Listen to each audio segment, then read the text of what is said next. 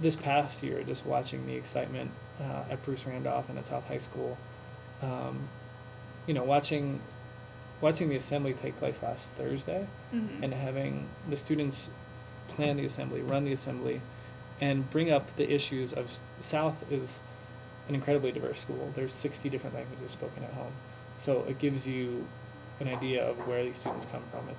It's the main high school that students will go to when they're refugees from other countries to the U.S. when they find their way to Denver. So there's incredible diversity at the school, and the kids know that diversity can be a rich asset, and they also know it can be incredibly hurtful when you're projecting stereotypes and racist remarks in the classroom. So for them to tackle that issue and to do it so well in front of their peers was just really courageous and really cool to see last week.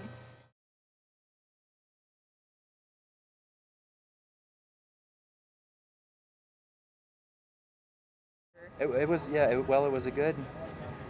a good introduction to sort of the other side of it. That the teacher can be a facilitator as well as an instructor that knows the information and gives it to the kids. Right. Because before I did it, that was kind of the mindset I had. I was like, okay, I have the information, you don't. I need to give it to you. But that was sort of a good PA was sort of a good way to show me well, no, you can actually teach kids just as well by letting and learn more about. Yeah. So it was good. It was a good eye opener, definitely. So last year I worked with 6th and 7th graders at Highland Academy, and our issue was pollution.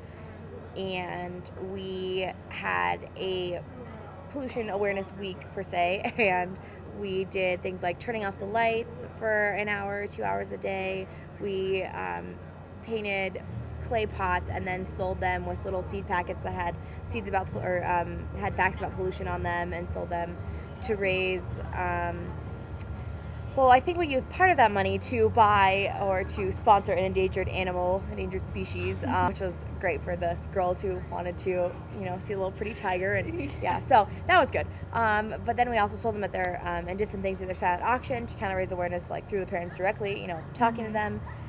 So I think overall it was really effective, as far as keep getting the issue to the forefront of the kids' minds and then the parents' minds too, by having just a direct contact with them, for a week or a prolonged time, the time we were in the school.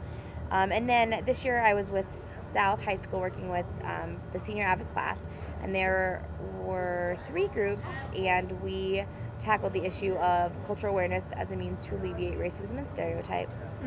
And so my group decided to make a community decided to create a community concert of some sort. And so it was kind of just from the idea that we wanted that this problem of cultural awareness was something that was not only apparent at South, but also in the Denver community. And so in some way that we could reach out to the largest amount of people possible, with an event. And so we held a community concert last night at City Park Pavilion, and we had lots of performers, lots of people attend. Various genres and backgrounds, and it was great. High schoolers to professionals. It was awesome. So I'm really proud of them, and I think it definitely did make a difference. And I think we can see that by the attendance, but also I can see that by them sitting down and enjoying the concert and not worrying anymore. So.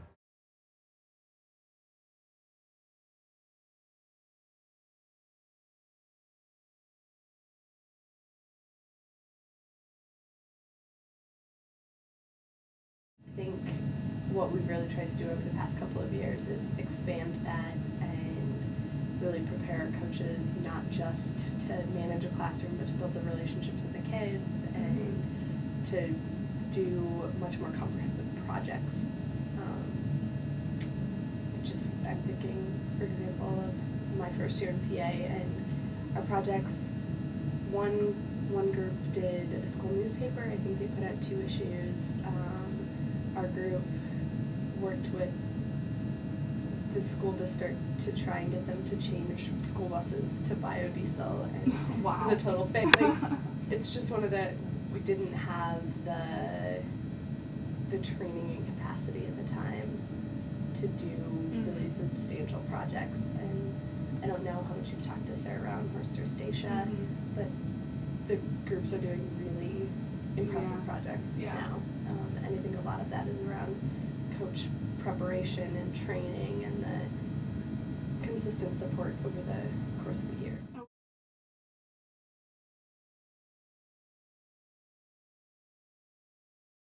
I think what we've done in the past 2 years that's changed is a lot more one-to-one relationship building with the coaches, and then also a lot more support for the teams. So by having 2 of us, we're able to have weekly contact with all of the PA coaches, and not just through emails, but through meetings, through discussions, that kind of thing. And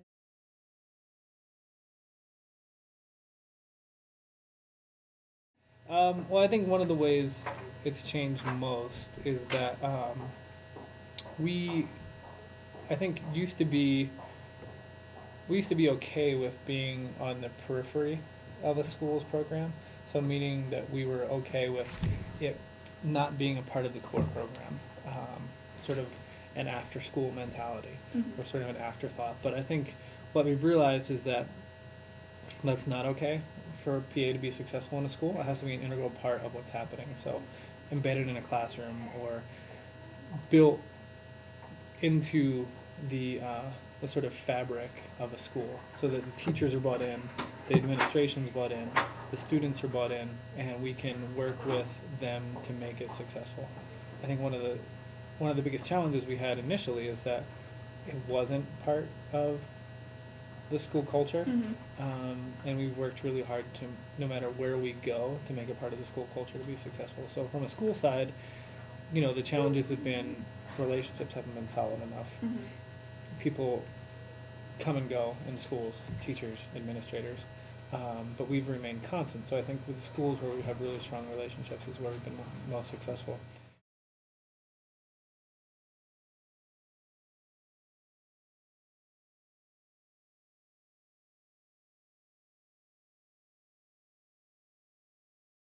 Interacting with African American and Latino students, that was really my first experience interacting with those kids.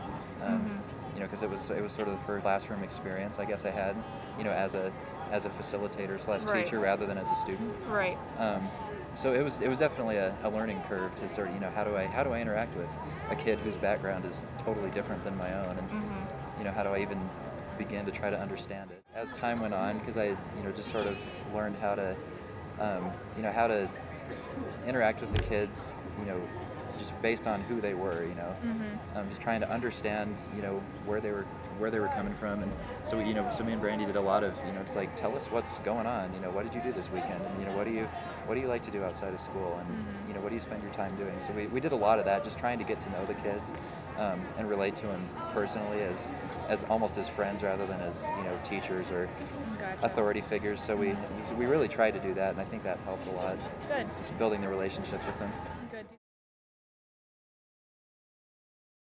I really enjoyed working with them and really enjoyed learning from them and about myself, and then being able to help them realize their potential and empower them to make a difference. And then, just being a 6th or 7th grader, you still matter, and your voice matters, and you can make a difference. So watching them